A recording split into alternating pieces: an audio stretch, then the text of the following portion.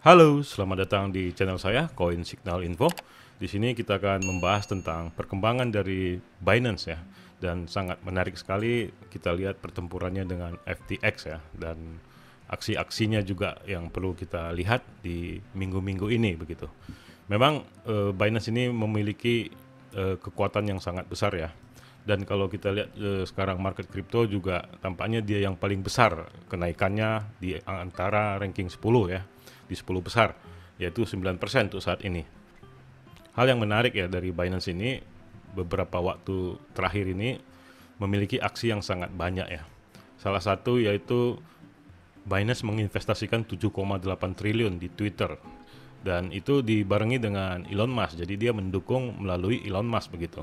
Jadi dia berkontribusi 7,8 triliun untuk mengakuisisi Twitter oleh Elon Musk begitu ya. Dan itu juga merupakan sebuah dampak yang besar bagi pergerakan harga Binance pada waktu itu.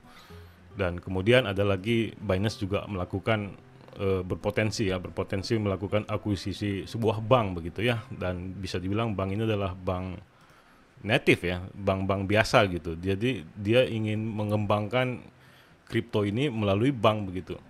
Jadi kan kita lihat selama ini bank begitu agak antisipasi terhadap perkembangan blockchain ya. Nah, di sini CZ berusaha untuk lebih mencakar bumi ini melalui bank begitu. Otomatis kalau dia sudah membeli sebuah bank, ya tentu saja dia yang mengatur kendali sebuah bank itu. Dan itu juga cukup menarik untuk Binance dan bagaimana perkembangannya juga ke depannya begitu.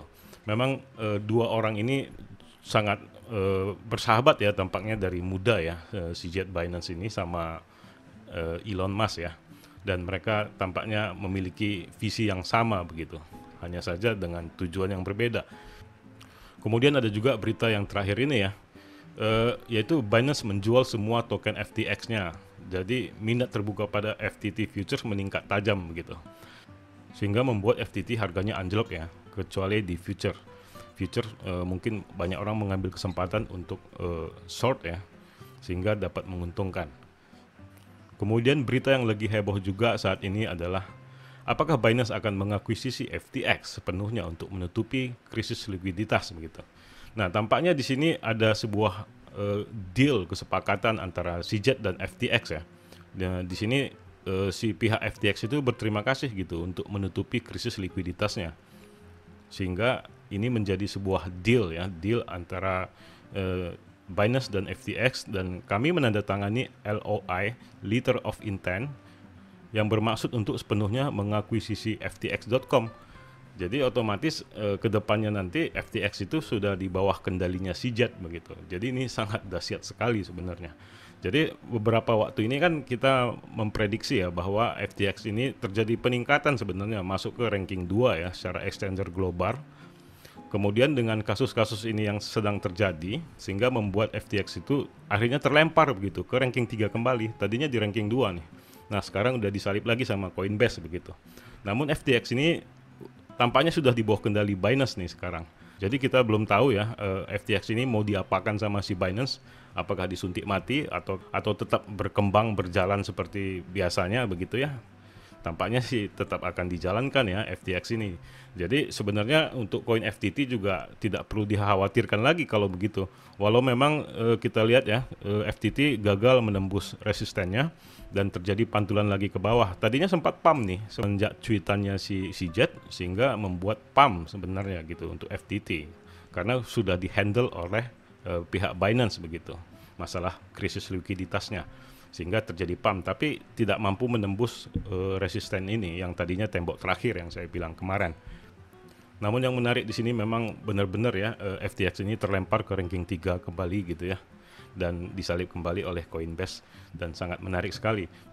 Dari sini dapat dilihat ya, memang sebenarnya Bitcoin kemarin itu juga jatuh karena efek dari peperangan FTX dan Binance yang isunya seperti itu. Namun kembali lagi menjadi pump ya, Bitcoin juga terjadi pump begitu. Namun Bitcoin juga gagal untuk menembus resistennya. Yang itu yang sangat disayangkan sebenarnya ya, sehingga membuat beberapa kripto tidak mampu mengikuti kenaikan Bitcoin ini. Jadi hanya yang berpengaruh itu adalah BNB saja begitu. Sementara untuk FTT dia belum recovery sebenarnya dari segi harga ya, masih di bawah kejatuhannya gitu, masih di bawah harga kejatuhannya. Jadi dia belum sanggup recovery walaupun dia terjadi pump. Tapi tampaknya di sini si Jet ya saya nggak tahu ya, mungkin dia waktu itu dia bilang jual, kemudian terjadi unlock, mungkin dia serok lagi di sini dan terjadi kenaikan lagi. Ya mungkin ya kita tidak tahu ya. Tahulah kalau paus-paus ini ya selalu banyak triki-triki yang mereka mainkan begitu. Dan kalau kita lihat juga harga BNB ya. Nah, BNB ini sebenarnya terjadi pump ya dan benar-benar tembok supportnya tidak berhasil ditembus begitu, bahkan ditembus benar-benar sampai ke atas ya, melebihi resisten menurut Fibonacci. Dan kalau ini menurut time frame 4 jam belum terlihat memang untuk golden cross-nya, tapi kalau kita lihat dari time frame daily, dia memang sudah crossing. Apakah crossing ini juga sebagai psikologi bahwa ini adalah Binance akan naik, dan ternyata benar ya, dan selalu ya kalau kita lihat antara kombinasi teknikal dan sebuah berita, selalu kalau sudah tampak seiringan itu tampaknya sudah dipastikan akan naik begitu, akan terbang, akan pump begitu. Kenapa bisa seperti ini begitu? Di sinilah selalu ada sebuah permainan daripada paus-paus yang kita ketahui. Salah satu adalah si Jet.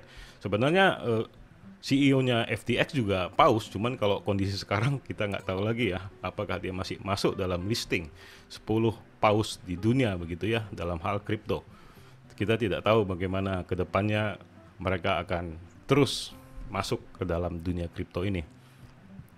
Namun yang selalu jadi pertanyaan kalau sudah pump begini, apakah masih layak untuk dibeli begitu ya. Tapi sebenarnya kalau kita lihat Binance ini mempunyai visi yang sangat besar ya. Visi yang sangat besar dan tampaknya dia akan terus building. Dia konsepnya selalu seperti itu, building and building gitu ya. Makanya BNB itu sekarang singkatannya building and building begitu. Itulah dia ingin fokus sekali dalam membangun Binance ini begitu. Dan kita lihat juga dengan aksi-aksinya ya, memang tidak sembarangan gerak-geriknya untuk mencakar bumi ini dengan kripto begitu. Dan yang menarik juga ya dari Binance ini, di Indonesia juga termasuk ya jadi trending topik untuk Binance. Bahkan trending topik pertama nih saya lihat selain daripada kebaya merah.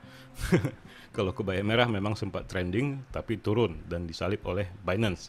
Ya berarti sangat bagus ya orang Indonesia sudah memikirkan tentang keuangan begitu daripada memikirkan hal-hal yang seperti ini. Semoga Binance ini kalau kita lihat dari gerakannya mungkin akan terjadi terus kenaikan ya, tapi saya belum bisa pastikan, tapi menurut prediksi saya seperti itu. Karena ini adalah langkah awal, ini masih hari pertama nih gerakan Binance ini memukul FTX begitu. Sehingga terjadi lonjakan.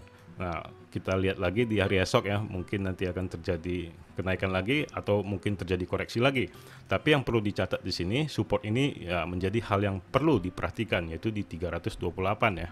Sehingga kita bisa memiliki acuan begitu. Kalau itu berada di area-area seperti itu, jadi kita bisa memanfaatkan entry dengan catatan harus memasang stop loss ya di bawah 328, mungkin di angka 324 atau 325 untuk stop lossnya. Sementara target itu sesuai dengan selera Anda masing-masing, tapi tetap jangan serakah untuk kondisi ini. Namun kita lihat ya, semoga saja di sini di area Fibonacci di 360 pas sekali di sini sekarang ini detik ini harga Binance terdiam di sini ya. Mungkin ini juga semoga menjadi kekuatan baru bagi Binance ya, sehingga dapat terjadi kenaikan daripada garis Fibonacci ini. Tampaknya Binance memang akhir-akhir ini agak banyak menggelontorkan dana ya dalam segala proyek-proyek dia, dan banyak kita lihat juga dari beberapa berita mengenai program-program dia, dan dia juga ya kita lihat seperti yang tadi saya bilang, aksi-aksinya dia begitu dahsyat begitu ya. Dan ini mungkin dapat menjadi pertimbangan buat Anda begitu untuk memikirkan Binance kembali begitu ya. Saya memang termasuk pecinta Binance. Selain daripada XRP, saya juga memiliki XLM ya. Tapi saya tetap hold koin-koin ini gitu, karena saya sangat yakin dengan koin-koin ini. Tapi semua analisa dan prediksi saya ini kembali kepada Anda ya. Anda harus dior, Anda boleh riset mandiri, disclaimer on ya, dan tetap berhati-hati dalam berinvestasi ataupun bertrading begitu. Karena begitu liar. Karena kita lihat seperti ini ya. Seperti ini ya, terjadi pump tadinya di FTT, kemudian turun lagi begitu ya. Yang kita tidak tahu tiba-tiba ternyata ada kesepakatan antara Binance dengan FTX ingin mengakuisisi ftx.com begitu. Siapa yang tahu mereka membuat keputusan itu begitu. Ternyata terjadi pump. Ya, namun memang disayangkan tidak mampu menembus resisten ini begitu, sehingga terjadi penurunan lagi. Jadi itu yang bisa saya sampaikan hari ini. Ini adalah sekedar perkembangan aja bagaimana Binance, aksi-aksinya seperti apa ke depannya. Dan bagaimana nasib FTX, kita lihat lagi berita besok ya. Apalagi yang akan terjadi begitu di antara kedua kekuatan kripto ini begitu, FTX dan Binance. Dan di sini kita lihat memang sudah terbukti ya, tersalip FTX kembali Coinbase memegang nomor 2 exchanger terbesar di dunia. Namun Binance kalau kita lihat dari volumenya sangat besar sekali dan sangat jauh sekali dengan exchanger lain begitu. Seperti volume hari ini saja 24 jam sudah 34 miliar US dollar dibandingkan dengan Coinbase yang 3,8 miliar saja, yang begitu jauh untuk disalip si Binance ini sebenarnya begitu. Kayaknya nggak mungkin begitu, sangat sulit tampaknya begitu. Bahkan kita tahu Binance juga banyak rumor pada waktu yang lalu sempat dieksploitasi ataupun dihacker ya. Itulah yang bisa saya sampaikan untuk hari ini. Semoga ini dapat bermanfaat untuk Anda, bagaimana perkembangan Binance dan FTX, dan bagaimana kebijakan Anda dalam mengambil posisi begitu. Apakah mau lihat-lihat saja atau mau masuk dikit-dikit atau tunggu koreksi atau bagaimana begitu. Itu kembali kepada Anda. Jadi jangan juga lupa ya, tetap untuk analisa Bitcoin ini menjadi sebuah hal yang wajib tampaknya untuk masa sekarang ini. Di akhir kata saya ucapkan salam profit.